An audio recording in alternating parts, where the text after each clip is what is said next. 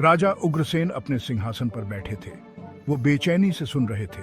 पौंड्रक का एक दूत उनके सामने खड़ा था। दूत इतने साहस से बोल रहा था मानो उसमें और बदतमीजी में ज्यादा फर्क ना हो। उसने अपने राजा पौंड्रक को सच्चा विष्णु घोषित कर दिया। उसने मथुरा से मान्यता की मांग की। धर्मात्मा राजा उग्रसेन यह सुनकर हक्के बक्के रह गए। कोई ऐसा कैसे कह सकता था? यह बात कृष्ण तक पहुंची। कृष्ण, जो खुद विष्णु का अवतार थे, मुस्कुराते हुए सुन रहे थे। वो पौंड्रक के अहंकार को समझ गए थे। यह युद्ध का नहीं बल्कि उनके दिव्य कर्तव्य का विषय था। कृष्ण की शांत प्रतिक्रिया ने सभी को हैरान कर दिया। उन्हें गुस्सा आने की उम्मीद थी, उन्हें तुरंत बदला लेने की उम्मीद थी, लेकिन कृष्ण का कुछ और ही विचार था। पौंड्रक अपने ही भ्रम में चूर, चापलूसों से घिरा हुआ था।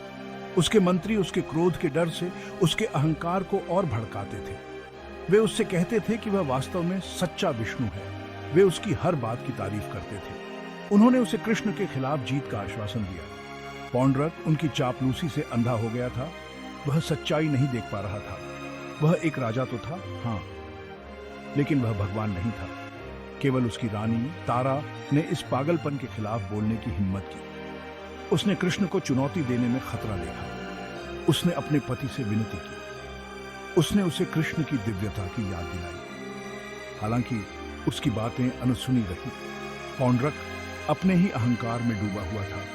उसने उसके डर को नजरअंदाज कर दिया। वह अपनी ताकत साबित करेगा। वह कृष्ण को कुचल देगा।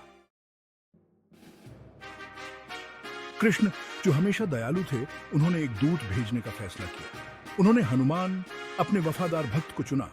हनुमान अंतिम चेतावनी देंगे। वह पौंड्रक को पश्चाताप करने का मौका देंगे। हनुमान पौंड्रक के शहर गए। उन्होंने हर जगह झूठे विष्णु के प्रतीक देखे। यह ईश्वर का मजाक था। वह पौंड्रक से मिले। उन्होंने कृष्ण का संदेश दिया। पौंड्रक अपने अहंकार में अंधा सुनने को तैयार नहीं था। उसने हनुमान का मजाक उड़ाया। उसने दिव्य वानर को कैद करने की भी हिम्मत की। हनुमान एक छोटी सी मुस्कान के साथ आजाद हो गए। उन्होंने पौंड्रक की जेल को नष्ट कर दिया। वो चले गए अपनी चेतावनी देकर। वह जानते थे कि पौंड्रक ने अपना भाग्य खुद चुना है। भाग 4, अहंकार की कीमत। पौंड्रक अब क्रोधित होकर युद्ध की तैयारी करने लगा। उसने दिव्य हथियार मांगे। उसने एक विशाल यज्ञ किया। वह कृष्ण की शक्ति की बराबरी करना चाहता था। काशीराज कृष्ण से ईर्ष्या करते हुए पौंड्रक के साथ मिल गया। उसने इसे अपने दुश्मन को हराने के मौके के रूप में देखा। साथ मिलकर उन्होंने एक विशाल सेना इकट्ठा की। वे टकराव के लिए तैयार मथुरा की ओर बढ़े। कृष्ण आ रही सेना को देखकर उनसे मिलने को तैयार हो गए। वह जानते थे कि यह एक ऐसी लड़ाई थी जो उन्हें लड़नी ही थी। यह केवल उनके सम्मान की रक्षा के बारे में नहीं था, यह धर्म की रक्षा के बारे में था। वह शांत और दृढ़ निश्चयी होकर युद्ध में उतरे। टकराव अवश्यंभावी था। भाग 5, ईश्वरीय न्याय और अप्रत्याशित शांति। युद्ध छिड़ गया। पौंड्रक अपनी बुरी तरह हासिल की गई शक्तियों का उपयोग करके पूरे जोश के साथ लड़ा, लेकिन इसका कोई फायदा नहीं हुआ। कृष्ण, जो सच्चे विष्णु थे, उसकी पहुंच से बहुत दूर थे। अपनी कलाइयों के एक झटके से कृष्ण ने पौंड्रक के रथ को नष्ट कर दिया। उन्होंने उसके भ्रम को चकनाचूर कर दिया। उन्होंने उसे उस धोखेबाज के रूप में बेनकाब कर दिया जो वह था। पौंड्रक गिर गया। जैसे ही वह मरने लगा, एक अजीब घटना घटी। अहंकार पिघल गया। उसने सच्चाई देखी। उसने कृष्ण को दुश्मन के रूप में नहीं बल्कि ईश्वर के रूप में देखा, और उस क्षण पौंड्रक को शांति मिली।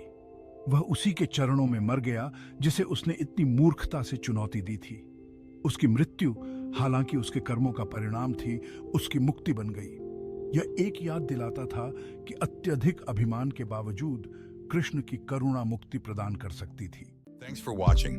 If you enjoyed the video, don't forget to like, comment, and share with your friends. And make sure to subscribe and hit the bell icon so you never miss out on future content. See you in the next one.